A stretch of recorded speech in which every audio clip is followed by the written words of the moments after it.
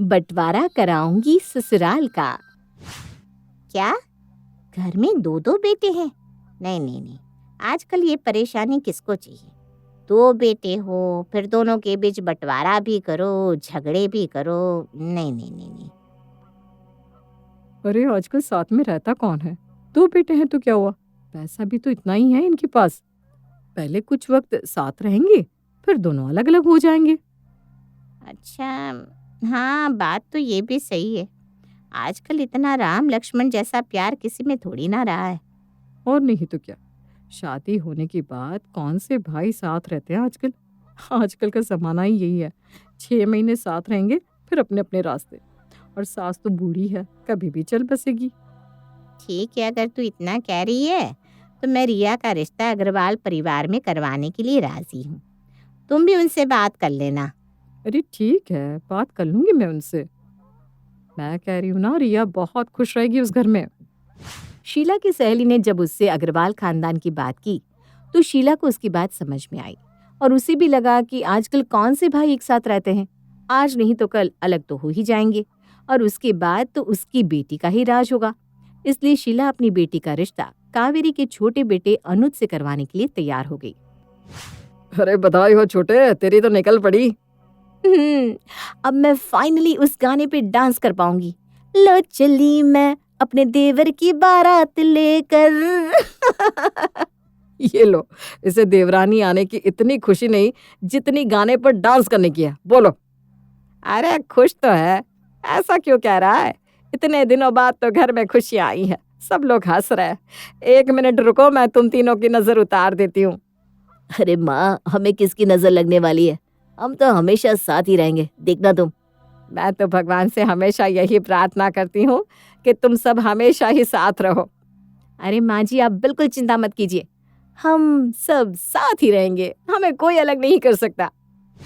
जहाँ अग्रवाल परिवार में आपस में इतना प्यार था, वहीं दूसरी तरफ रिया के मन में उसकी माँ के शब्द थे कि अलग होने में ही खुशी होती है। जब वो इस परिवार में शादी करके आई तो थोड़े वक्त तक तो उसने इंतजार किया, लेकिन जब उसे लगा कि यहाँ तो कोई भी अलग होने की सोच तक नहीं रहा तो उसने ये बात अपनी माँ से कहना शुरू कर दिया। अरे कहाँ माँ, यहाँ तो कोई भी अलग होने की बात तो क्या, लेकिन सोच भी नहीं रहा। आपने तो कहा था कुछ वक्त ही साथ रहना होगा, यहाँ तो सब लोग हम साथ साथ हैं खेल रहे हैं। अरे मुझे क्या पता था कि इनका आपस में इतना प्यार है कि ये लोग गोंद की तरह चिपक जाएंगे एक दूसरे से। तो माँ अब क्या करें? अरे तू चिंता मत कर, मेरे पास तो एक से एक नुस्खे हैं इन्हें अलग करने के। तू बस जैसा मैं कहती जाऊं वैसा करती जा, फिर देख कैसे ये सब अलग होते हैं। ठीक है माँ। रिया की माँ और रिया ने मिलकर ऐसे हालात पैदा करना शुरू कर दिया जिससे अग्रवाल परिवार के बीच में दरार पड़नी शुरू हो जाए। शुरुआत हुई पैसों से। अरे आज पता है, मैं बाजार गई थी तो वहां इतनी अच्छी अच्छी साड़ियां थी, क्या ही बताऊं, मुझसे रहा नहीं गया। मैंने तो 2-3 उठा ही ली। अच्छा किया तुमने, तुम्हें अच्छी लगी ना, बस यही बहुत है। हाँ सही बात है, घर की बड़ी बहू है तू, आखिर इतना हक तो तेरा बनता ही है। ये अच्छा मौका है, अभी इसका फायदा लेना चाहिए। अभी कमरे में जाकर अनुज के कान भरती हूँ। अरे क्या हुआ, तुम इतनी उदास क्यों लग रही हो? आज भाभी बाजार गई थी, वहां से इतनी सुंदर सुंदर साड़ियाँ ले आई है। तुम्हें पता है ना, मेरा भी कितना मन होता है साड़ियाँ लेने का। अरे बस इतनी सी बात, तुम्हें किसने रोका है? तुम भी ले लो साड़ियाँ।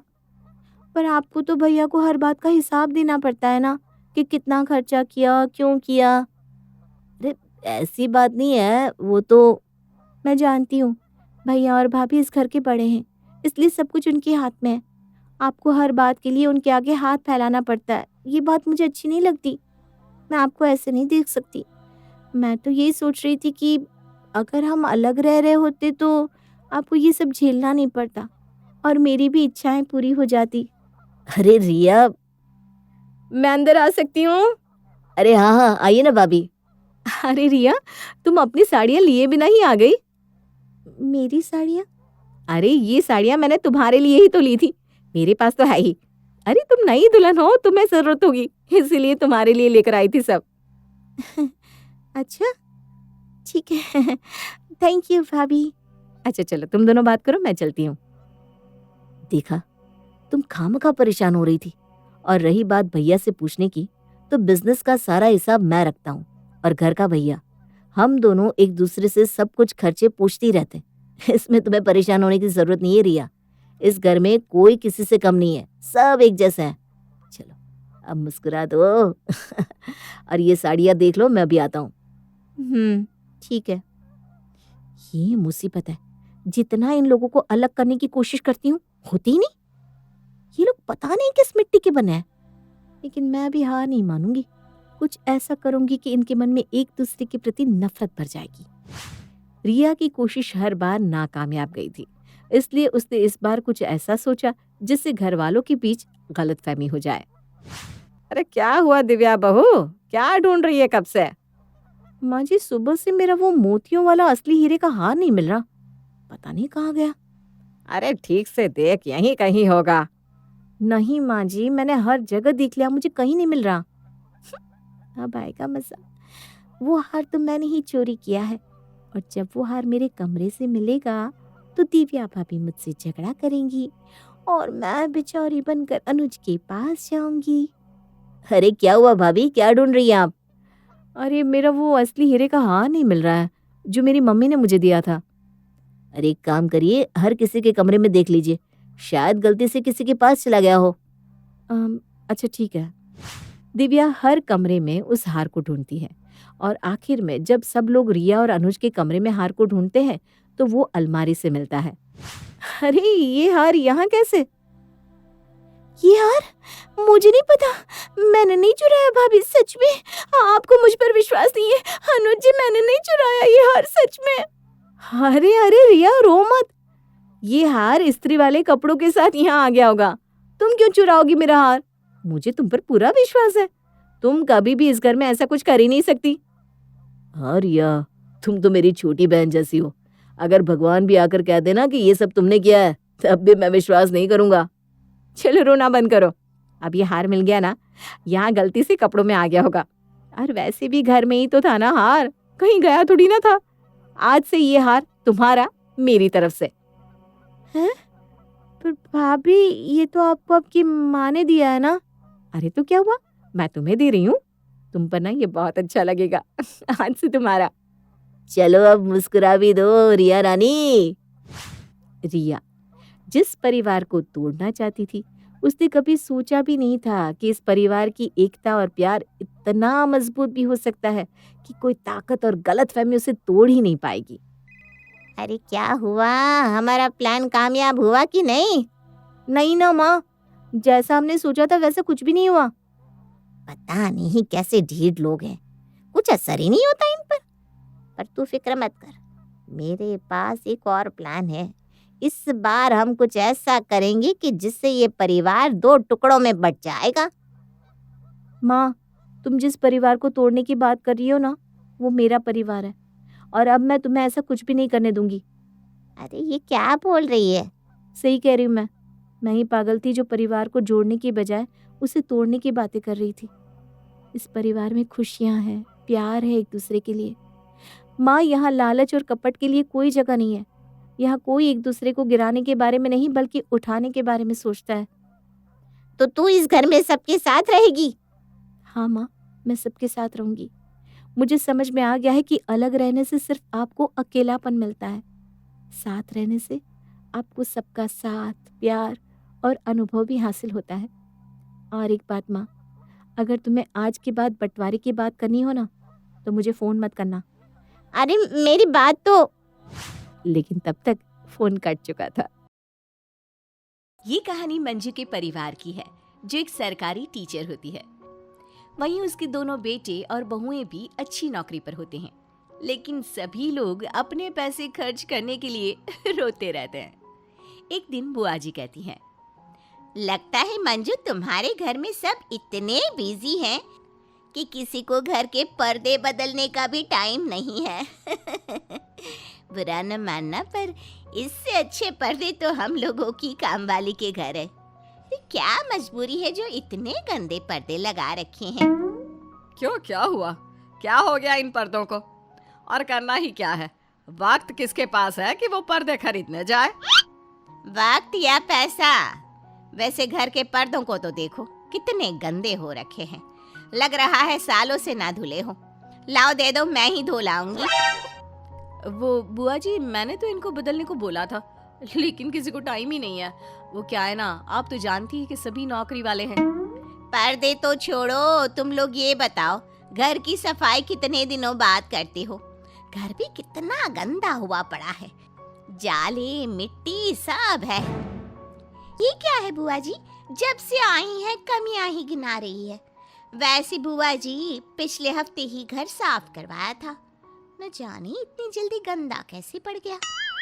बहू, पैसों से ही घर नहीं बनता, घर बनाने के लिए घर को देखना भी पड़ता है। अच्छा, अब मैं चलती हूँ। इस घर में तो ठीक से सांस भी नहीं ली जा सकती, कितनी गंदगी है। सुना तुमने बहू, तभी मैं बार बार तुम लोगों से बोलती हूँ, काम पर जाने से पहले घर की थोड़ी साफ सफाई कर दिया करो। अरे काम ही सब कुछ नहीं है, घर को देखना भी जरूरी है। नहीं तो कोई काम वाली रख लो, अरे कम से कम वो तो काम करेगी। काम वाली? वाह, काम वाली कोई मम्मी जी फ्री में है क्या? अरे मोटा पैसा लेती है, मोटा। देखिए मम्मी जी, सुबह इतना टाइम तो होता नहीं, लेकिन अगर आपके पास है तो प्लीज आप ही करके चली जाया करे, मेरे से तो कोई उम्मीद ना करे। और हाँ, काम वाले का पैसा भी माँ जी आप ही दे देना। मैं भी मम्मी जी अपने कमरे में जा रही हूँ, बहुत थक गई हूँ।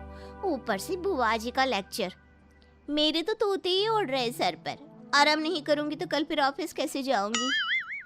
अगले दिन घर की बिजली चली जाती है। सभी काम पर जाने को तैयार होते हैं, लेकिन अब ये बिजली को क्या हो गया? कल से आई नहीं क्या? अरे न पानी है ना हवा, क्या हो गया बिजली को? बिल तो दे दिया था ना। वो मम्मी जी, इस महीने का बिजली का बिल ना भरने के कारण बिजली विभाग वालों ने बिजली काट दी है। मैं तो कब से बोल रही थी कि बिल भरना है, बिल भरना है, बिल भरना है। मेरे कोई सुने तब ना। क्या तुम लोगों ने बिजली का बिल क्यों नहीं भरा? और बहू, बोलने से बिजली का बिल नहीं भर जाता, पैसे लेकर जाने होते हैं और पेमेंट करना होता है। किया था ना तूने? मुझे किस खुशी में करना था, कैसी बात कर रही हैं आप? मम्मी जी, बिल हम क्यों भरे जब हम इसका इस्तेमाल ही नहीं करते? बिल अगर कोई भरेगा तो वो है जेठानी जी, क्योंकि उनके कमरे में एसी है, हमारे नहीं। वाह वाह, क्या बात है। हाँ हाँ, क्यों नहीं। लेकिन हम क्यों? माना हमारे पास एसी है, लेकिन हम सुबह से शाम तक ऑफिस में रहते हैं, तो एसी का तो कोई इस्तेमाल ही नहीं होता। और पिछले महीने हम छुट्टी पे गए हुए थे, तो हमने तो बिजली का यूज ही कहाँ किया। ना बाबा ना। अरे माँ, आप ही भर दीजिए ना बिल, वैसे भी हम सबसे ज्यादा आप ही घर पर होती हैं। हर मोटी सैलरी के साथ पापा की पेंशन भी तो ले रही हैं आप क्या? हाँ माँ, सही तो बोल रहा है छोटा, भर दीजिए ना बिल। क्या करेगा इतना सारा पैसा दबाकर? तुम लोगों के होते हुए बिल मैं क्यों भरूं? अरे तुम लोगों को पढ़ाने लिखाने में खर्च नहीं हुआ क्या? कितना खर्च हुआ था पता है तुम लोगों को? मम्मी जी, आप क्यों नहीं भरेंगी? आप भी तो इसी घर में रहती हैं, और कौन से माँ बाप अपने बच्चों के लिए खर्च नहीं करते, पर आपकी तरह हिसाब थोड़ी ना मांगते हैं। जिस तरह से तुम सबको पैसे बचाने हैं ना, उसी तरह मुझे भी अपने लिए पैसे बचाने हैं, क्योंकि मुझे डर है बुढ़ापे में तुम लोग कहीं मुझे छोड़ ना दो। इसलिए बिल तुम लोग आपस में सलाह मशवरा करके भर देना। मैं चली गंगा नहाने, वहीं रहूंगी शीला के पास। जब बिजली आ जाए तो बता देना। पर कोई भी बिजली का बिल नहीं भरता। ऐसे ही हर बात पर सब तू मैं करते रहते हैं, और एक दिन इन सभी झगड़ों से परेशान होकर अब मैं रोज रोज के झगड़ों से परेशान हो गई हूँ, इसलिए मैं घर का बंटवारा कर रही हूँ। अब इस घर में 2 अलग अलग चूल्हे जलेंगे, सब अलग अलग रहेंगे, तो कम से कम 2-4 दिन यहाँ वहाँ करके मेरा तो गुजारा हो जाएगा। मम्मी जी, ये आपने बहुत अच्छा फैसला किया है। मैं भी नहीं पाल सकती सबको। अरे आप अपनी जिंदगी देखनी है या फिर इन लोगों के फालतू खर्चे ही झेलते रहें? हाँ मम्मी जी, ये फैसला आपको ना पहली बार में ही कर देना चाहिए था, तो इतना सब कुछ होता भी नहीं। अरे हमें भी तो देखना है अपना घर। चलो, सुबह को भूला शाम को घर लौटा है तो उसे भूला नहीं कहते। बंटवारे के कुछ दिन बाद ही दोनों ही घरों में एक बार फिर हलचल होती है। कितना खर्चा बढ़ गया है, और ये किस किस चीज के बिल भरने हैं? अरे ये पानी का भी बिल आता है क्या, वो भी इतना ज्यादा? देखो ये सब तुम देख लो, मुझे ऑफिस के लिए लेट हो रहा है। और हाँ, आज सब्जी क्या है? सब्जी? उसका बजट कहाँ है? वो तो वहीं तक था, दाल और सब्जी दोनों ही हो जाती थी। यहाँ तो या तो दाल या सब्जी। बाकी आप तो जा रहे हो, लेकिन मैं और अकेले कैसे करूंगी ये सब? इससे बढ़िया तो पहले वाला था। बंटवारा करने के बाद मेरा काम तो उल्टा बढ़ ही गया है, घटने के बजाय। शाम को देवरानी के घर। तुमने अभी तक खाना क्यों नहीं बनाया? मैंने तुम्हें मैसेज किया था ना कि मुझे देर हो जाएगी, तुम बना लेना। अरे देखो, खाना भी मैं नहीं बना सकती, इतना काम मेरे बस की बात नहीं है। तुम तो जानती हो मुझे ये खाना वाना बनाना नहीं आता। अब तुम आ गई हो तो जल्दी से बना दो। भूख के मारे चांद और तारे सब जमीन पर दिखाई दे रहे हैं। अब इतना थक के आने के बाद मुझे खुद ही खाना बनाना पड़ेगा। इससे तो पहले ही वाला ही ठीक था, जब भी मुझे देर हो जाती थी खाना पका पकाया मिल जाता था। उधर जिठानी। खाना बनाने का शौक है मुझे, लेकिन ये इतने सारे बर्तन, ये कौन मांजेगा? कितना अच्छा था, बस खाना बनाकर रानी की तरह कमरे में सो जाओ। अब तुम लोगों को समझ में आ रहा है? जब हम एक साथ थे तो हमारे काम बढ़ जाते थे, जिसकी वजह से काम कम हो जाता था। और अब जब सबको अपना काम खुद करना है तो काम बढ़ेगा भी और बिगड़ेगा भी। सही बोल रही है माँ जी, अब तो अकेले घर नहीं चल सकता। बिल्कुल सही माँ जी, इतना काम तो मेरे दादा परदादा ने भी कभी नहीं किया होगा। मैं तो कमा कमा कर थक गया, लेकिन खर्चे पूरे ही नहीं हो पा रहे। भैया मैं भी घर आता हूँ तो घर काटने को दौड़ता है। तो सभी साथ रह लो, बस महीने का खर्चा और जिम्मेदारियां आधी आधी कर लो, क्यों? सभी सास की बात मान लेते हैं और प्यार से रहने लगते हैं।